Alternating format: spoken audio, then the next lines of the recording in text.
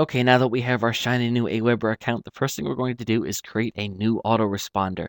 Now keep in mind when you look at my account, I have a ton already. So, and of course with yours, you're not going to have any. So just, remember that. Let's go ahead and create a new autoresponder. Okay, I'm here in my Aweber account. I apologize, you'll see some stuff is blocked out just for personal reasons. I'm going to go ahead and click Add New on Managing List. This will allow me to create a brand new list. Go ahead and create list. Okay, here we go. Essentially what we're going to do is, and you'll see a real nice thing here is they also have their own videos that you can watch that'll show you how to get going. You certainly can do that if you like. Of course, this video series is going to take you, much further beyond that, but Aweber has some pretty cool stuff as far as how to use their stuff. So the first thing you want to do is create a list name. This is important. It can only be up to 15 characters, and you want it to represent whatever it is that you're creating. So if I'm creating one on dog training, I'm going to go ahead and call it dog training.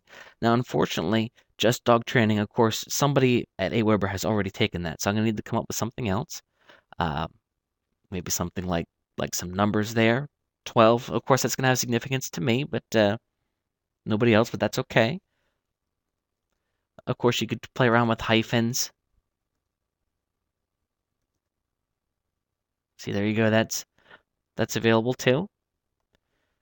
Okay, short list description. Now this will only be viewable on your unsubscribe page. So meaning that if somebody, of course, one of the important things, whenever somebody signs up for your list, you always give them the option to unsubscribe. If you don't, you're going to be in trouble. We'll talk about that in the next video, actually.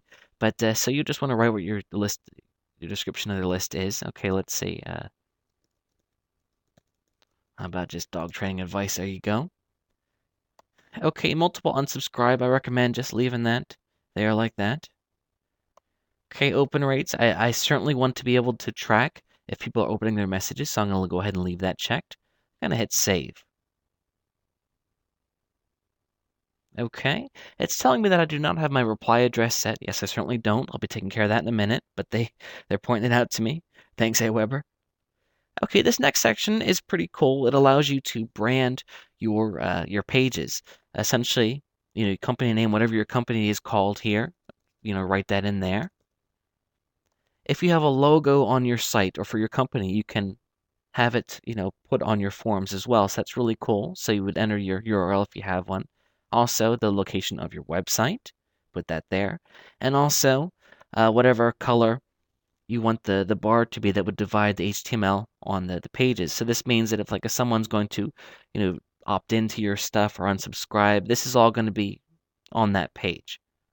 Let's go ahead and preview it so you can understand what I'm talking about. Essentially, if someone ever wants to have anything to do with their subscription to your list, you're going to be taking this page and these settings here, are making it more personalized. So you could just skip it if you want, but I think it adds a additional touch of professionalism. Okay, this reply address, very, very important. This is where the emails are going to be coming from and to. Now, of course, they're not actually going to be sent from this address. Aweber is sending them, but this is where Aweber is going to plug in that they came from.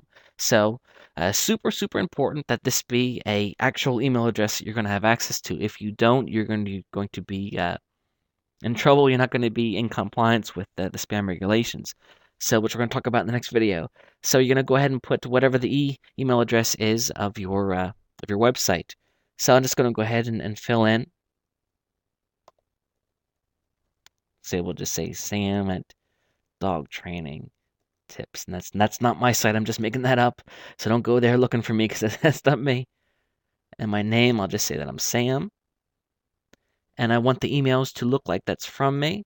And also notifications whenever somebody signs up to my list, and the email is going to be sent to this address, and I'll know that someone else signed up. So that's pretty cool. So I'm going to go ahead and save that. Okay, now all those are set. In the next video, I'm going to talk about the very, very important CAN-SPAM Act and what it means for what we're doing here.